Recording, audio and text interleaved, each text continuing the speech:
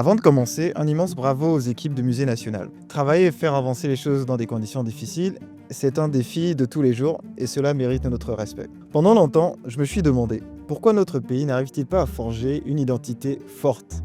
Nous avons pourtant une histoire riche, une culture très riche aussi, mais elle est très peu valorisée ou trop peu exploitée positivement. Pourquoi est-ce si difficile de dire fièrement ce qui nous rend gabonais, au-delà du simple fait d'être né ici? La vidéo d'aujourd'hui n'est pas juste une simple comparaison. C'est le récit d'un déclic et d'une révélation. Je vais vous montrer comment, en découvrant un musée en Chine, j'ai vu avec émotion une autre façon de valoriser l'histoire et la culture du Gabon.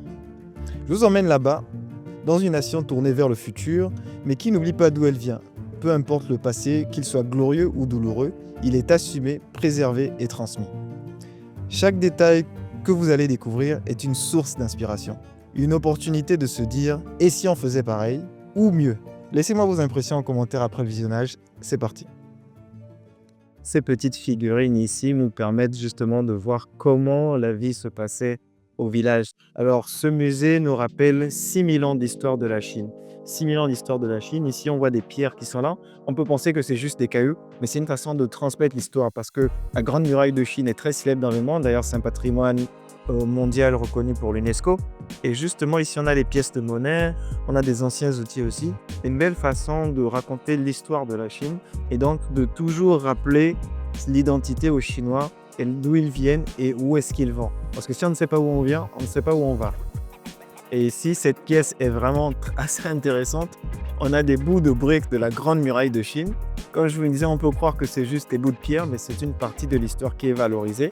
Vous allez vous dire, oui, mais pourquoi? Ça prouve à suffisance que quelque chose qui n'a pas forcément d'intérêt pour nous peut avoir un intérêt pour la culture, peut permettre de bien s'identifier.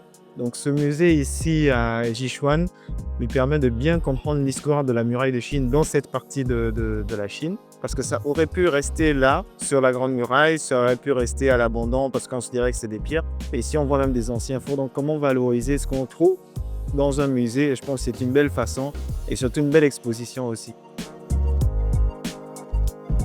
Ce qui est encore plus intéressant, c'est qu'ici, on arrive à allier la technologie, donc ici l'audiovisuel, pour raconter l'histoire avec des graphiques, avec des dessins. Donc, c'est-à-dire que l'audiovisuel fait partie aussi de cet outil qui peut permettre de transmettre l'histoire d'un pays, transmettre la culture d'un pays. Et regardez ici, on a Isper justement. Et je pense que si vous faites un tour ici, vous allez adorer.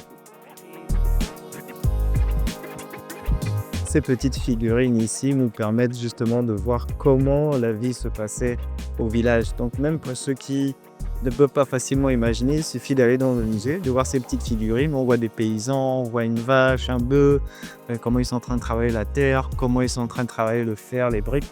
Et je pense que c'est un bon moyen de rendre ça ludique, mais aussi très sympa. Du coup, on a une vraie représentation des villages à l'époque et on parle d'il y a au moins 6000 ans.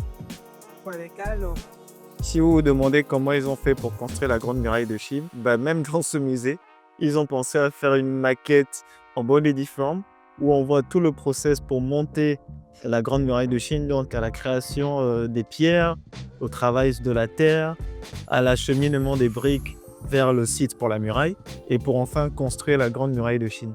Imaginez-vous en fait, c'est vraiment bien pensé.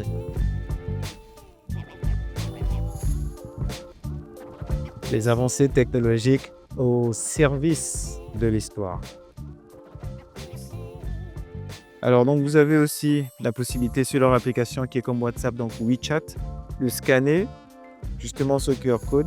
Et là vous avez la possibilité d'écouter un guide en fait en audio qui va vous raconter l'histoire de tout ça. Ça pourrait être par exemple un grand-père qui raconte l'histoire de sa culture, ça peut être un ancien docteur de l'époque, un ancien guerrier. Et si on a réussi à enregistrer ça, même si la personne n'est plus, ça permet de continuer à transmettre l'histoire par les personnes qui l'ont vécu directement. C'est un bon moyen de garder justement la participation physique même de quelqu'un dans l'histoire. Lors de la conférence sur le retour sur la Chine, vous avez demandé pourquoi il y a toujours la Chine partout. Pourquoi est-ce qu'on pourrait valoriser aussi le Gabon là-bas? Ici, nous sommes dans un musée à Nanjing en Chine qui raconte une partie de l'histoire de la Grande Muraille de Chine dans cette province. Mais nous avons aussi une exposition sur la Syrie. Ils ont une exposition dédiée. La dernière fois, j'avais vu une exposition aussi pour le Luxembourg. Donc, rien ne nous empêche de venir promouvoir le Gabon ici, d'organiser l'exposition, qui peut en plus pousser les gens à venir découvrir notre culture et donc à mieux comprendre d'où l'on vient. On y va.